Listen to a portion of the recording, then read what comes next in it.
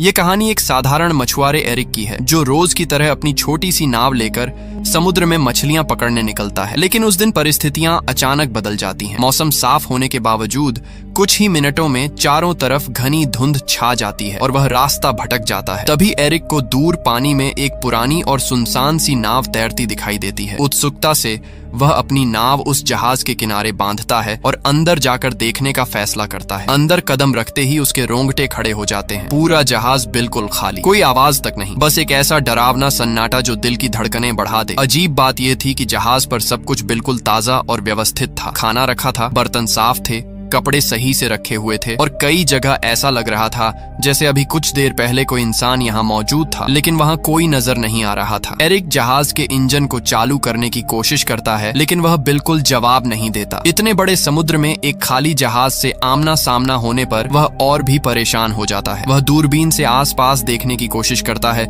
शायद कोई दूसरी नाव या मदद का संकेत मिल जाए, लेकिन धुंध इतनी घनी होती है कि कुछ भी दिखाई नहीं देता। आखिरकार वह कंट्रोल रूम में जाता है और रेडियो से मदद मांगने की कोशिश करता है। वह संदेश देता है कि यह जहाज समुद्र में फंसा है और किसी को उसकी आवाज सुनाई दे तो तुरंत जवाब दे। रेडियो पर मैसेज भेजने के बाद एरिक अपने जहाज की ओर लौटने के लिए डेक पर आता है, लेकिन जैसे ही नीचे देखता है उसका चेहरा सफेद पड़ जाता है। उसकी अपनी छोटी नाव वहाँ होती ही नहीं है, जबकि उसने उसे मजबूती से बांधा था। इतना ही नहीं, कुछ ही क्षण पहले तक फैला घना धुंध भी अचानक गायब हो चुका था और आसमान बिल्कुल साफ हो गया था। समय दोपहर का हो चुका था। उसे समझ नहीं आता कि यह सब कैसे और कब हुआ। अब उसके पास कोई दूसरा रास्ता नहीं था। वह वापस उसी रहस्यमयी जहाज में लौट जाता है और नक्शों के सहारे समझने की कोशिश करता है कि वह आखिर कहां पहुंच गया है। उसे जल्द ही एहसास होता है कि इंजन ठीक किए बिना यहां से निकलना असंभव है। वह पूरे जहाज में औजार ढूंढता है और घंटों की मेहनत के बाद इंजन को ठीक कर देता है। उसके लिए ये सबसे राहत भरा पल होता है, लेकिन समस्या अभी खत्म नहीं होती। वह फिर से रेडियो पर संपर्क करने की कोशिश करता है, लेकिन एक बार फिर कोई उत्तर नहीं मिलता। थका हुआ एरिक ऊपर की तरफ आता है और उसे अचानक पेशाब जाने की जरूरत महसूस होती है। आसपास कोई नहीं दिखता तो वह सोचता है कि जहाज के किनारे जाकर ही निपट लेता है, लेकिन जैसे ही वह किनारे पर खड़ा होता है अचानक कोई उसे जोर से धक्का दे देता है। वह सीधे समुद्र में गिर जाता है। तेज धार और हवा के दबाव में वह वापस ऊपर आने की कोशिश करता है, लेकिन बहुत मुश्किल से जहाज से लटकती रील को पकड़कर खुद को डूबने से बचा लेता है। हिम्मत करके वह धीरे धीरे खींचते हुए दोबारा जहाज पर चढ़ता है। अभी वह पूरी तरह संभला भी नहीं था कि दोबारा नीचे टॉयलेट जाने उतरता है। तभी अचानक कोई जोर से दरवाजा बंद कर देता है। शुरुआत में उसे लगा कि हवा से ऐसा हुआ होगा, लेकिन जब वह बाहर निकलने की कोशिश करता है तो ताला अंदर से बंद मिलता है। यह देखकर उसकी सांसें अटक जाती हैं। वह ताला खोलने की हर कोशिश करता है, यहाँ तक कि जेब से एक सिक्का निकालकर भी खोलने की कोशिश करता है, लेकिन कुछ काम नहीं आता। अब उसे यकीन हो जाता है कि इस जहाज पर वह अकेला नहीं है। कोई है जो दिखाई नहीं देता, लेकिन हर पल उसके आसपास घूम रहा है। किसी अनजान ताकत का उसे परेशान करने का इरादा साफ नजर आने लगता है। वह जोर से चिल्लाता है, जो भी हो कृपया दरवाजा खोल दो, मैं सिर्फ देखने आया हूँ। लेकिन उसे कोई जवाब नहीं मिलता। डर और बेचैनी के बीच वह केबिन की ओर बढ़ता है और वहाँ पहुंचकर जो देखता है उससे उसकी रीढ़ में सिहरन दौड़ जाती है। फर्श पर खून के धब्बे, माहौल इतना डरावना कि कोई भी सामान्य इंसान वहाँ से भाग खड़ा हो। लेकिन एरिक हिम्मत जुटाता है, एक कैंची उठाता है और दरवाजा खोलने की कोशिश करता है। तभी अचानक पूरा जहाज जोर जोर से हिलने लगता है। ऐसा लगता है जैसे कोई बड़ा हादसा होने वाला है। वह डर के मारे ऊपर की ओर भागता है और एक खिड़की से बाहर झांकता है। सामने दूर से एक विशाल कार्गो जहाज उनकी दिशा में तेजी से आता दिखाई देता है। उसकी सीधी टक्कर इस जहाज से होने वाली थी। एरिक समझ जाता है कि अगर टक्कर हुई तो वह जिंदा नहीं बचेगा। वह किसी तरह ध्यान आकर्षित करने की कोशिश करता है। अपनी शर्ट उतारकर जोर जोर से हवा में लहराता है, लेकिन इतना विशाल जहाज उसे देख ही नहीं पाता। अब उसके सामने एक ही रास्ता बचता है, जहाज को रोकना। तभी उसकी नजर खिड़की के पास लटकी एक लंबी रस्सी पर पड़ती है। वह तुरंत एक उपाय सोचता है। रस्सी को बांधकर वह उसे पानी में फेंक देता है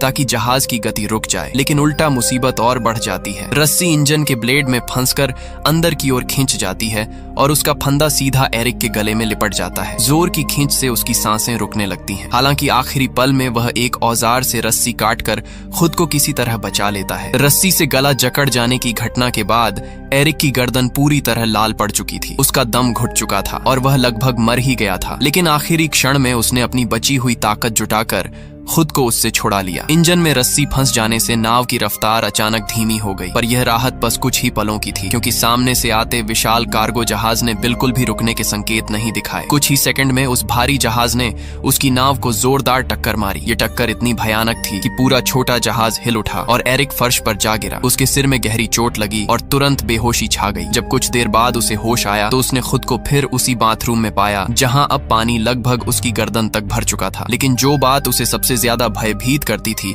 वह यह थी कि यह पानी समुद्र का नमकीन पानी नहीं था, बल्कि एकदम मीठा और साफ था, मानो कोई जानबूझकर उसे मानसिक रूप से तोड़ने के लिए हर कदम सोचे समझे तरीके से उठा रहा हो। थक कर टूट चुका एरिक अब विनती करने लगा, जो भी हो कृपया मुझे यहाँ से जाने दो। लेकिन पूरे जहाज में वही खामोशी थी जो हर बार उसे और भी ज्यादा डराती थी। भूख और प्यास से बेहाल होकर उसने शॉवर से बचे हुए पानी को पिया, पर कुछ ही क्षणों में वह भी खत्म हो गया। जब उसने सिंक से पानी पीने की कोशिश की तो पानी का स्वाद बदल चुका था, अब वह खारा था। इसी से उसे अंदाजा हुआ कि कहीं न कहीं जहाज में रिसाव हो चुका है और समुद्र का पानी अंदर आने लगा है। यह समझते ही उसकी घबराहट और भी बढ़ गई, क्योंकि इसका मतलब था कि यह नाव अब ज्यादा देर पानी पर नहीं टिक पाएगी। उसने दरवाजा खोलने की कोशिश की, लेकिन वह बाहर से बंद था। ऐसा लग रहा था कि कोई अदृश्य ताकत उसके हर कदम पर नजर रख रही है और उसे बाहर निकलने से रोक रही है। रात होने तक पानी लगातार बढ़ता गया और वह बहुत थक चुका था। आखिरकार थकावट से उसकी आंख लग गई। रात में समुद्र पर तेज तूफान आया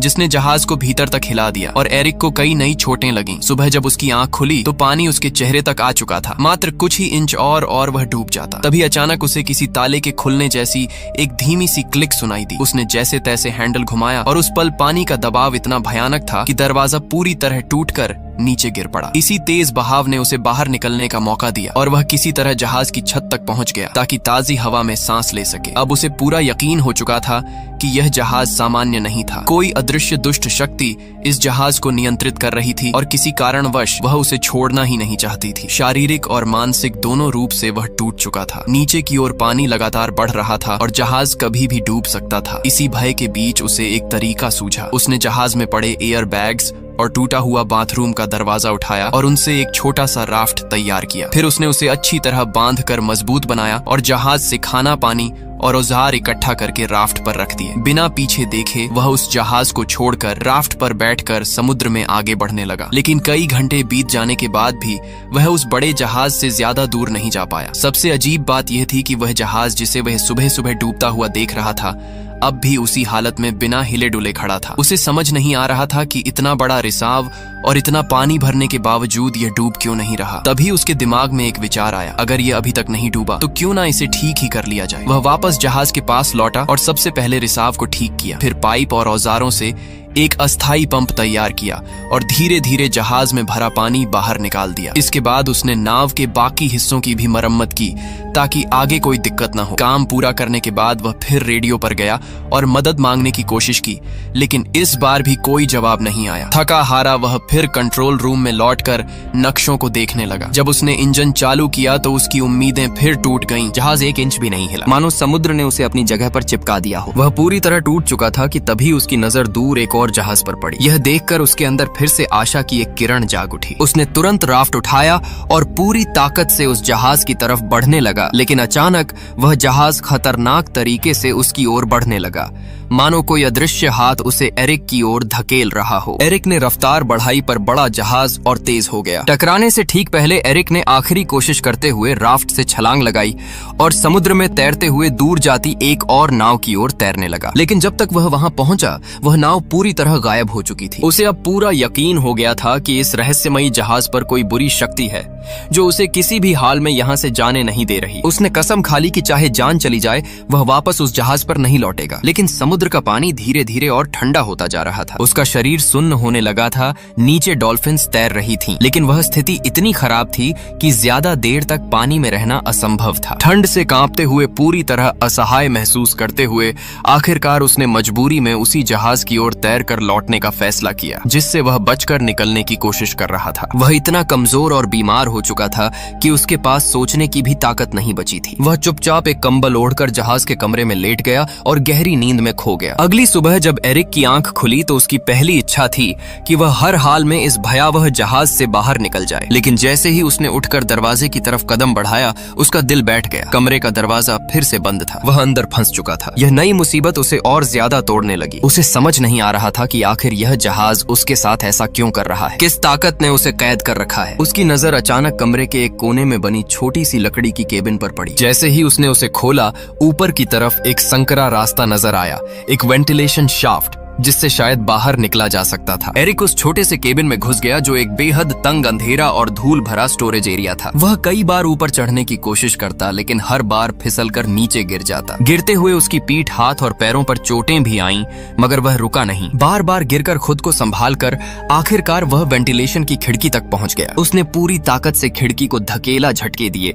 पर वह जरा भी नहीं हिली। ऐसा लग रहा था जैसे किसी ने जानबूझकर उसे बाहर से कसकर बंद कर दिया हो। इसी बीच उसे एहसास हुआ कि इस बंद जगह में हवा भी कम होती जा रही है। सांस लेना मुश्किल होता जा रहा था। वापस नीचे जाने का रास्ता भी दरवाजे के बंद होने की वजह से खत्म हो चुका था। अब उसे लगने लगा कि शायद यही उसकी आखिरी जगह बन जाएगी। उसी समय फिर से वही रहस्यमयी क्लिक की आवाज गूंजी, ठीक वैसी ही आवाज जिसे वह पहले भी कई बार सुन चुका था। और उसी क्लिक के साथ वेंट की खिड़की अचानक खुद ब खुद खुल गई। एरिक ने एक पल भी बर्बाद नहीं किया और तेजी से बाहर निकल गया। बाहर की ठंडी ताजी हवा उसके फेफड़ों में भरते ही वह थोड़ी देर के लिए शांत हो गया। जब उसने ऊपर से नीचे झांक कर देखा तो उसे समझ आया कि यह जहाज खुद ब खुद एक छोटे सुनसान से द्वीप की ओर बढ़ रहा है। उसके मन में हल्की सी उम्मीद जागी, शायद यह उसका मौका था इस अभिशप्त जहाज से छूटने का। जैसे ही जहाज किनारे लगा, एरिक तुरंत नीचे उतरा। जमीन पर कदम रखते ही उसे लगा कि इस पूरे रहस्य के पीछे जरूर इसी द्वीप पर कोई छिपा हुआ है। गुस्से में उसने रास्ते से एक लकड़ी का डंडा उठाया और चारों ओर तलाश शुरू की। लेकिन कुछ ही देर में उसे एहसास हुआ कि यह द्वीप पूरी तरह बंजर है। न कोई झोपड़ी, न कोई आग के निशान, न पैरों के निशान। यहाँ किसी इंसान के होने का तो सवाल ही नहीं था। यह देखकर उसका गुस्सा अब डर में बदल गया। आखिर यह सब कौन कर रहा है? द्वीप से बाहर निकलते ही उसकी नजर एक अजीब दृश्य पर पड़ी। वही रहस्यमयी जहाज जिसने उसे यहाँ तक पहुंचाया था, अब शांति से समुद्र की सतह पर आगे बढ़ रहा था, मानो किसी और शिकार की तलाश में हो। यह देखकर एरिक को पूरा यकीन हो गया कि यह जहाज इंसानों द्वारा नहीं, बल्कि किसी अंधेरी खतरनाक शक्ति द्वारा नियंत्रित है। अगर उसे अपनी जान बचानी है तो उसे तुरंत इस द्वीप से निकलने का कोई रास्ता खोजना होगा। वह खोजबीन करते करते द्वीप की सबसे ऊंची चोटी तक पहुंच गया। वहां से उसे दूर एक और द्वीप दिखाई दिया, लेकिन वह इतना दूर था कि वह वहां क्या हो रहा है कुछ समझ नहीं पाया। फिर वह द्वीप के पीछे की तरफ घूमते हुए नीचे उतरा और तभी उसकी सांसें अटक गईं। वह ठीक उसी जगह पहुंच चुका था जहां से उसकी पूरी घटना की शुरुआत हुई थी। वही किनारा, वही वातावरण और सबसे चौंकाने वाली बात, उसकी अपनी छोटी नाव वहीं बंधी हुई थी, ठीक उसी स्थिति में जैसे उसने पहले दिन छोड़ी थी। यहाँ तक कि आसपास खड़े लोग भी वैसे ही सामान्य तरीके से अपना काम कर रहे थे जैसे कुछ हुआ ही न हो। एरिक अवाक रह गया। उसे यकीन नहीं हुआ कि वह जो कुछ झेल कर आया, डर, जहाज का रहस्य बंद कमरे, आवाजें, मौत के खतरे और यह सुनसान द्वीप, क्या सब सच था या किसी भयानक भ्रम का हिस्सा? लेकिन उसके जख्म, उसकी थकान, उसकी सांसें और उसका अनुभव साफ साबित कर रहे थे कि यह कोई सपना नहीं था। अब सवाल यह था, उसकी नाव वहां दोबारा कैसे पहुंची और इस रहस्यमयी द्वीप का असली सच क्या है?